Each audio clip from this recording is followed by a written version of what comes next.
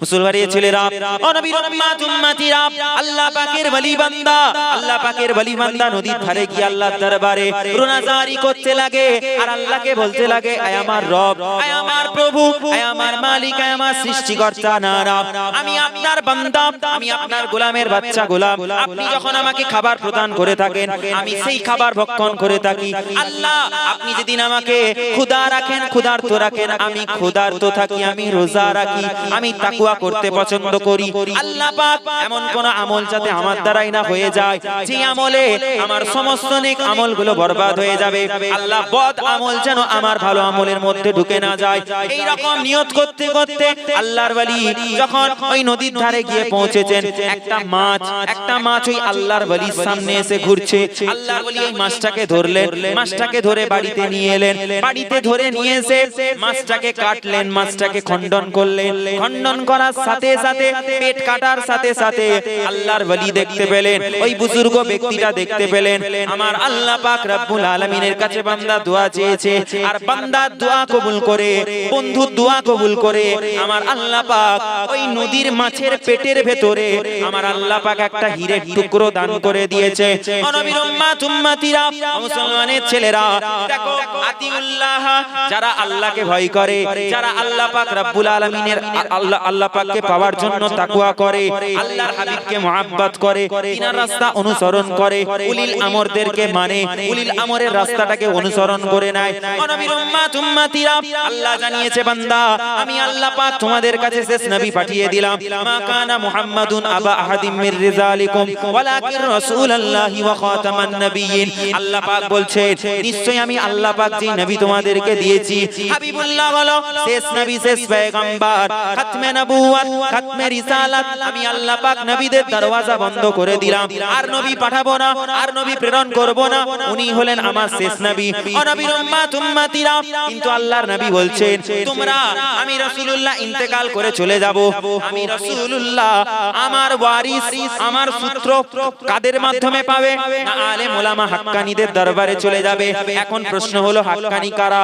এই বুজুর্গ ব্যক্তি থেকে শিক্ষা নাও মুসলমান। বুজুর্গ ব্যক্তি যখন হিরে পেয়েছে, হিরে, ওই একটা হিরের টুকরো নিয়ে মনে মনে ভাবতে লেগেছে, ও আমার আল্লাহ পাক আমাকে আপনি একটা হিরের টুকরো দিলেন, আল্লাহ মনে হয় আপনি আমার ইবাদতে খুশি হয়ে গিয়ে হিরের টুকরো এই দুনিয়াতেই দিয়ে দিলেন, ইবাদতের প্রতিদান হিসেবে হিরের টুকরো দিয়েছেন।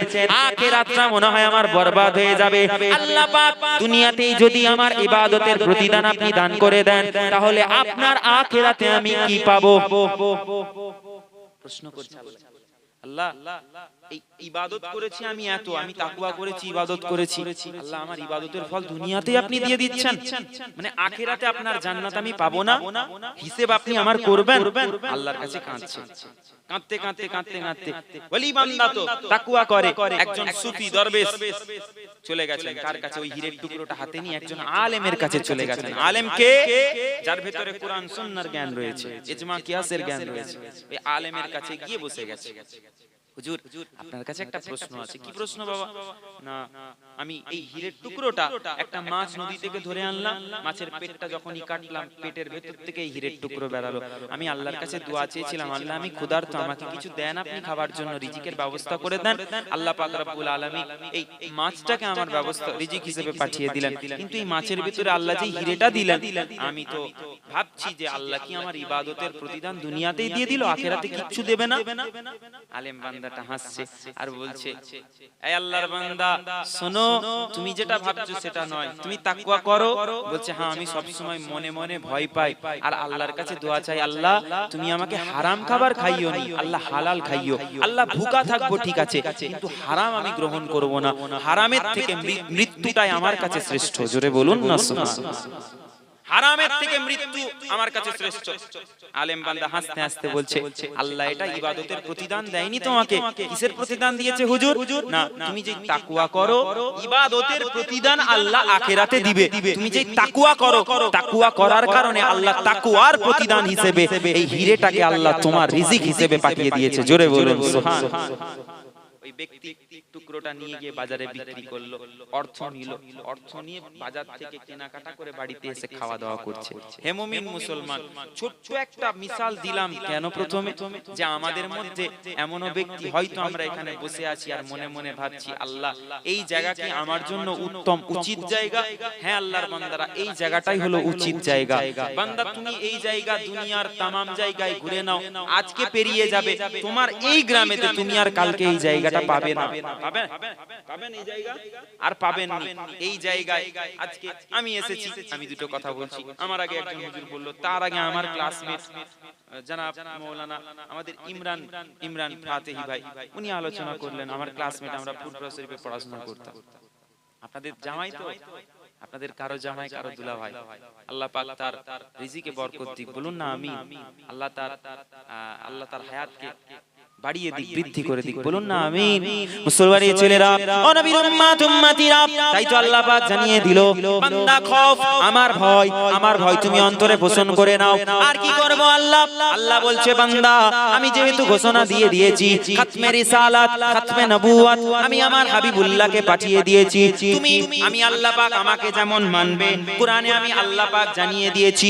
হাবিব আপনি বলে দেন, কুল বিসমিল্লাহির রহমানির রহিম, কুল বলে দাও, বলো আল্লাহু আহাদ আল্লাহুস সামাদ। আবার আল্লাহ বলছেন কুল আউযু বিরাব্বিন নাস। আবার আল্লাহ বলছেন কুল ইয়া আইয়ুহাল কাফিরুন। আবার আল্লাহ বলছেন কুল আউযু বিরাব্বিল ফালাক।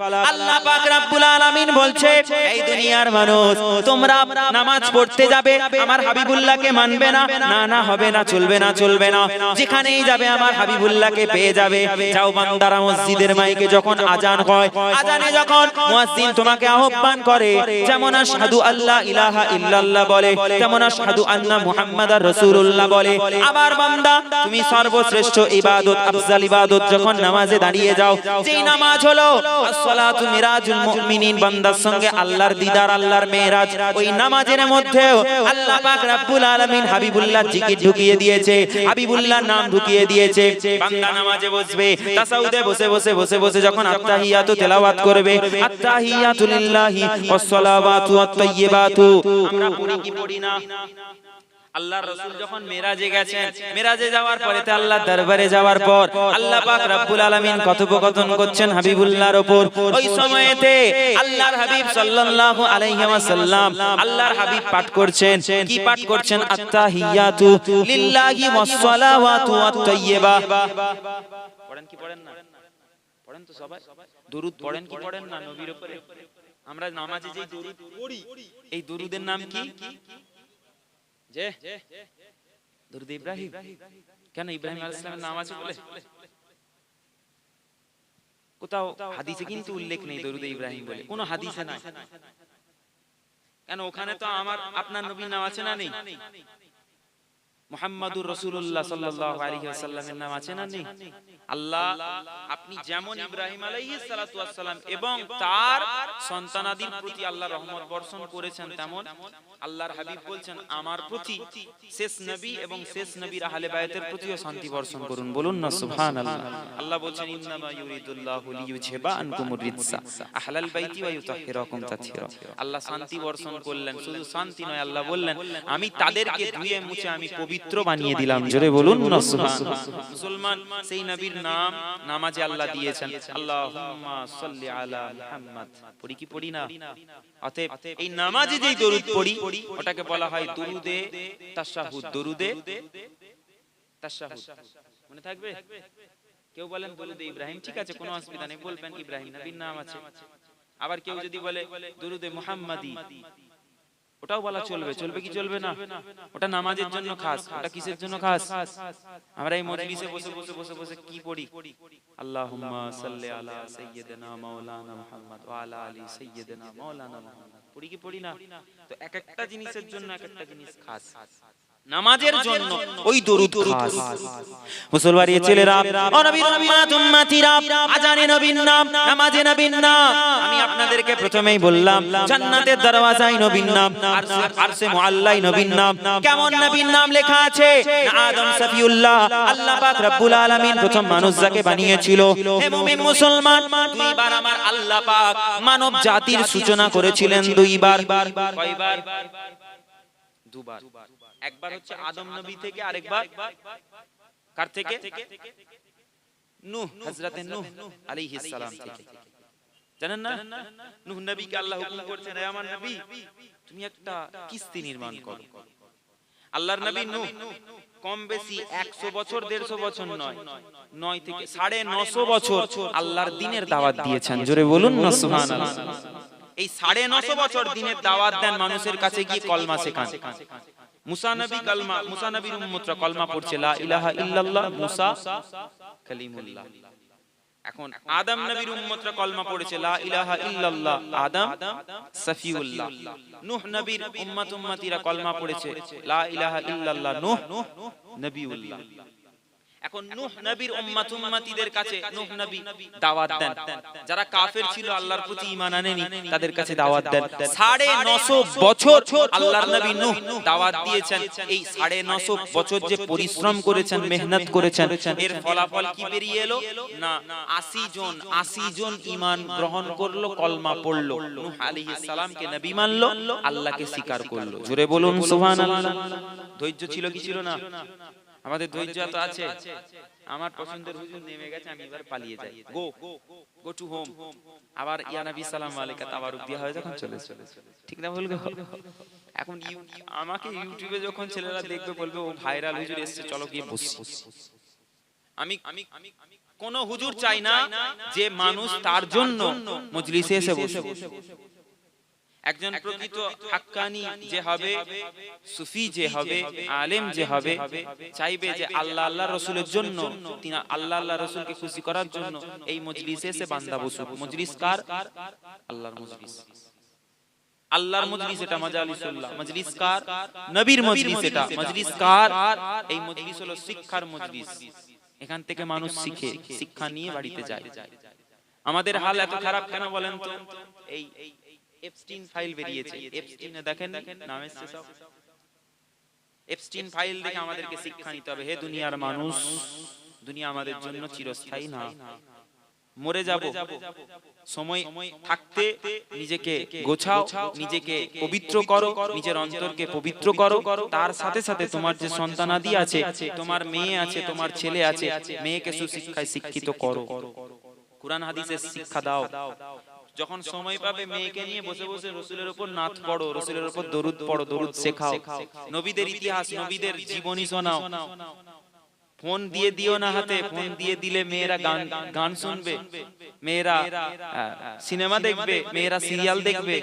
ও দেখে কোনো লাভ নেই। যাতে লাভ আছে আপনি চিন্তা করেন দুনিয়ার, কারণ এই চিন্তা ঢুকিয়ে দেওয়া হয়েছে আমাদের মস্তিষ্কে।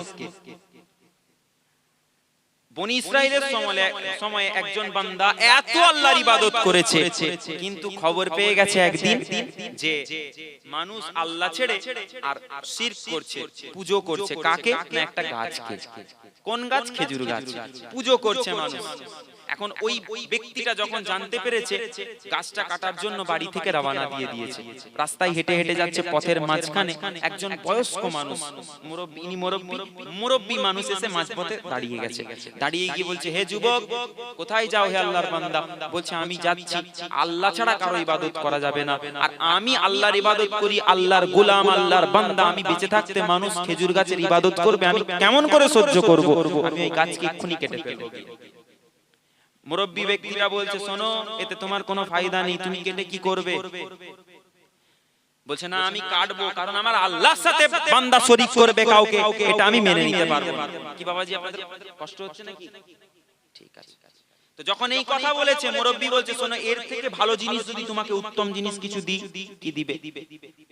বলছে, তুমি কেটো না। তুমি একটা কথা চিন্তা করো, গাছ তুমি কেটে দিবে, গাছ কেটে দিয়ে বাড়িতে চলে আসবে, মানুষ অন্য গাছকেও আবার পূজা করতে পারে, ইবাদত করতে পারে অন্য গাছের। পারে কি পারে না? একটা কাটবে, বাকি অন্য গাছের কাছে কি গাছের ইবাদত আবার করবে। কথাটা তো ঠিক, যুক্তি সম্পন্ন। যখন আল্লাহর ওই বান্দাটা, আবেদ বান্দাটা, ওই জাকিরিন বান্দাটা এরকম মাথায় ঢুকে গেছে, আবার মনে মনে ভাবছে না, তওবা করেছে আল্লাহর কাছে, আল্লাহ এটা ধোঁকা, এটা ধোঁকা, এটা ধোঁকা, ওই গাছ আমি কেটে ফেলবো। তখন শেষমেশ যখন ওই বৃদ্ধ ওই মুরব্বি বুঝাতে আর পারে না, মুরব্বি কি করে, ওই ছেলেটার সঙ্গে কুস্তি করে। এখন যুবকের শক্তি বেশি না মুরব্বিদের শক্তি বেশি? মুরব্বি, আমিও বলছি মুরব্বি, ওনারা বলছি যুবকের কার। এখানে বসে আছে যুবকদের সঙ্গে, পারবেন তো আপনারা কুস্তিতে? পারবেন? সব শক্তি ক্ষমতা সম্পন্ন ব্যক্তি সব বসে আছে, কিন্তু এই ক্ষমতা চিরস্থায়ী না ক্ষণস্থায়ী? এখন ক্ষমতা আছে, নামাজ পড়তে হবে, হবে কি হবে না?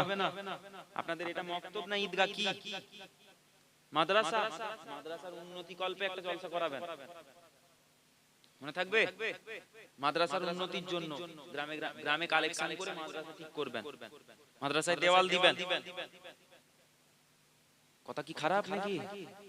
বাচ্চারা পড়বে, পড়াশোনা করবে, মাদ্রাসা কত সুন্দর করে সাজাবেন, মাদ্রাসায় দেওয়াল থাকবে, চারিদিক ফাঁকা।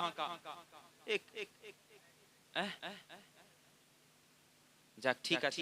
আল্লাহর ওই আবেদ বান্দা মুরব্বির সঙ্গে কুস্তি করে, এক পর্যায়ে দেখা যায় আল্লাহর ওই যুবক বান্দাটা, ওই জাকিরিনটা মুরব্বির ছাতির উপরে বসে গেছে, বসে গিয়ে বলছে, বল, আর বলবি আল্লাহর শানে বেয়াদবি করবি? বলছেন না। বয়স্ক মানুষটা ভাবছে যে আর পারা যাবে না এর সঙ্গে, এ আমার ছাতির উপর বসে গেছে, ছেড়ে দিয়েছি। ছেড়ে দিয়ে আর যুবক বান্দাটাকে বলছে, শোনো যুবক, তুমি আমাকে আমার উপর থেকে সরে যাও, আমি তোমার সঙ্গে পারবো না, আমি লাস্ট একটা অপশন তোমাকে দিব। যুবক ছেড়ে দিয়েছে, উঠে দাঁড়িয়ে বলছে, বলো কি, তাড়াতাড়ি বলো। তখন মুরব্বি বলছে, গাছটা তুমি কেটে দিবে, ফায়দা নেই, এর পরিবর্তে তুমি বাড়িতে চলে যাও, তুমি ঘুমিয়ে পড়বে, সকালবেলাও যখন উঠবে বিছানার নিচে দুটো করে সোনার মুদ্রা তুমি পেয়ে যাবে। জোরে বলে বলে বলে কটা করে? দুটো করে স্বর্ণ মুদ্রা পাবে, সোনার টাকা পাবে। এখন যুবকের মাথায় ঢুকে গেছে, তাই তো গাছ কেটে দিলে আমার কোনো লাভ হবে না, কেটে দিব বেকার, আবার অন্য গাছের পুজো করবে, তার থেকে ভালো ও একটাই থাক, আমি বাড়ি চলে যাই। বাড়িতে চলে গেছে, বাড়িতে গিয়ে ঘুমিয়ে পড়েছে, সকালবেলা যখন ঘুম থেকে উঠেছে দেখছে সত্যি সত্যি বিছানার তলায় দুটো সোনার মুদ্রা। জোরে বলুন। দ্বিতীয় দিনে আবার ঘুমিয়েছে, দ্বিতীয় দিনে আবার সকালবেলা যখন উঠেছে দেখছে আবার বিছানার নিচে দুটো সোনার মুদ্রা। কটা? তাহলে প্রথম দিন দুটো পেয়েছে, দ্বিতীয় দিন দুটো পেয়েছে, কটা হলো? চারটে। চারটে পাওয়ার পরে তৃতীয় দিনে যখন ঘুমিয়েছে মন তো খুব খুশি। এখন আমি যদি প্রত্যেক দিনে একটা করে সোনার কয়েন পাই, আমার মন খুশি হবে কি হবে না গো? আপনাদের খুশি হবে কি হবে না? হে যুবক, ঈমান বাঁচানো কেন দুর্দায়, আপনি শিক্ষা নেন, বুঝিয়ে দিচ্ছি, যদি বুঝতে পারেন, বোধ শক্তি সম্পন্ন মানুষ হন, বুঝে যাবেন। এই কথার দ্বারাই যুবক তৃতীয় দিনে যখন ঘুম থেকে উঠেছে সকালবেলা, বিছানার নিচে তন্ন তন্ন করে খোঁজ করে, আর সোনার কয়েন বেরোয় না। এবারে রেগে গিয়ে বলছে, আমি ওই গাছকে আর রাখবো না, বেরিয়ে গেছে। আবার গাছ কুড়ুল অথবা করাত নিয়ে বেরিয়ে গেছে, আমি কেটে ফেলবো, গোড়া থেকে একদম সাফ করে দিব। হ্যাঁ, আল্লাহ ছাড়া অন্য ইবাদত হচ্ছে। মুসলমানি ছেলেরা, ও নবীর উম্মত উম্মতিরা, যখন আবার নিয়ত করে, আল্লাহ পাক বান্দার নিয়ত দেখে। আল্লাহর হাবিব বলছেন, বান্দা যেমন নিয়ত করবে আল্লাহ পাক রব্বুল আলামিন সেই রকম প্রতিদান তাকে দান করে দেবে। ও নবীর উম্মত উম্মতিরা, নিয়ত করে যখন বাড়ি থেকে দ্বিতীয়বার বেরিয়ে গেছে, ঠিক রাস্তায় হাঁটতে লাগে, মাঝপথে আবার ওই মুরব্বি ব্যক্তির সঙ্গে দেখা হয়ে যায়, ওই বয়স্ক মানুষের সাথে দেখা হয়ে যায়। বয়স্ক মানুষের সাথে দেখা হলে প্রশ্ন করে, হে যুবক, তুমি কোথায় যাও, কোথায় যাও? না, আমি ওই গাছটা কাটার জন্য যাচ্ছি। ওই সময় মুরব্বি ওই বয়স্ক মানুষটা বলতে লাগে, কেন যাও, কেন যাও? তুমি তো বলেছিলে গাছ কাটবে না। ওই সময় যুবক বলতে লাগে, না, আমি গাছটাকে আর রাখবো না, কেটে ফেলবো। এইবারে আমার ডিসিশন, এবারে আমার চিন্তা ভাবনা একদম ফুল এন্ড ফাইনাল, একদম ফুল এন্ড ফাইনাল, আমি কেটে ফেলবো এবারে। বলছে, হে যুবক, তোমাকে কাটতে তো আমি দিব না। আবার মুরব্বির সঙ্গে ঝগড়া শুরু হয়ে গেছে, আবার হাতাহাতি করছে, দুজনে কুস্তি করছে। এক পর্যায়ে দেখা যায় এবারে আর যুবক আর মুরব্বির বুকের উপরে বসে না, মুরব্বি যুবককে মাটিতে ফেলে দিয়ে তার বুকের উপরে ওই মুরব্বি বসে গেছে। কি ব্যাপার? যুবক তো অবাক, এই মুরব্বি আমাকে হারিয়ে দিল, আমি এর সাথে পারলাম না শক্তিতে লড়াই, কি হলো এটা? উঠেছে, উঠে বলছে আচ্ছা হে বৃদ্ধ তুমি বলো তো আগের দিনে আমি তোমাকে হারিয়ে দিয়েছিলাম, আজকে তুমি আমাকে কিভাবে হারালে, কিভাবে পারলে, তুমি তোমার শরীরে এত ক্ষমতা এলো কিভাবে? বলছে হে যুবক, এটা শরীরের ক্ষমতা নয়, ওই দিনে তোমার শরীরের ক্ষমতাও ছিল, ঈমানের জোরও ছিল, ওই দিনে তোমার অন্তরে শুধু আল্লাহর ভয় ছিল, ইবাদতের মজা ছিল, নেক আমলের মজা ছিল, ওই জন্য শরীরের ক্ষমতার সাথে সাথে তোমার ক্ষমতা প্লাস আল্লাহ পাকের সাহায্য তুমি পেয়েছিলে। আজকে তুমি টাকার লোভে তুমি ওই যে আল্লাহর সাথে মানুষকে শিরক করতে দিলে, তোমার ঈমান চলে গেছে, ঈমান নষ্ট হয়ে গেছে, তোমার শরীরের ক্ষমতা আল্লাহ পাক ছিনিয়ে নিয়েছে। আর এটা তো ক্ষমতার লড়াই নয়, আমি আসলে প্রকৃতপক্ষে আমি কোন দুনিয়ার সাধারণ মানুষ নয়, আমি হলাম ইবলিস, আমি হলাম শয়তান। আমি তোমাকে মেধা দিয়ে বুদ্ধি দিয়ে তোমাকে উসওয়াসা দিয়ে হারাম কাজ করিয়েছি, হারাম পথে নিয়ে গেছি। বড় একটা ইবাদত, বড় একটা নেকি, বড় একটা আমল আল্লাহর সঙ্গে শরীক করছিল মানুষ, তুমি কাটতে যদি যেতে তাহলে তোমার ঈমান আরো মজবুত হয়ে যেত, মানুষ শিরক করা থেকে বাঁচতো, আল্লাহ খুশি হতো। তুমি না করে টাকার লোভে তুমি বাড়ি ফিরে চলে গেলে, আল্লাহ অখুশি হয়ে গেছে, ঈমান তোমার কমজোর হয়ে গেছে, এই জন্য আমি শয়তান আমার সঙ্গে আজকে তুমি পারলে না। যারা আল্লাহর রাস্তায় থাকে, হে মুমিন মুসলমানেরা, আল্লাহ পাক ওয়াদা করেছেন বান্দা দুনিয়ার মানুষ অপর দিকে চলে গেলে তুমি একা থাকবে, আমি আল্লাহ তোমার সাথী হয়ে যাব, বন্ধু হয়ে যাব। একবার জোরে বলুন সুবহানাল্লাহ, দরুদ শরীফ আল্লাহ। এই পানি কোথায় এখনো? কি পানি কি সেই মাটির 600 মিটার উপর থেকে উঠছে না? এটা দিয়ে যাও। আমাদের ছিল এক সোনালী অতীত, নাড়িয়ে দিতাম সব জালিমের ভিত, আইন ছিল শুধু ইনসাফেরই, জুলুম রুখে দিতে হতো না দেরি। আমাদের সে অতীত হারিয়ে গেছে, মাজলুম আজও তাই কেঁদে মরে, হারিয়েছি যা তাকে পাবো ফিরে, তুমি না জাগলে তাকে ফেরাবে কে? ইয়া শাবাব ইস্তাইকিজ, ইয়া শাবাব ইস্তাইকিজ, হে যুবক জেগে ওঠো, হে যুবক জেগে ওঠো। জোরে বলেন না সুবহানাল্লাহ, একটু মহব্বতে বলেন সুবহানাল্লাহ। শুনবেন না শুনবেন নি? বলবো বলবো। গজল প্রেমী মানুষ আপনারা, মাশাআল্লাহ, আপনারা তো আল্লাহর প্রেমিক, আপনারা তো রাসূলুল্লাহর আশিক।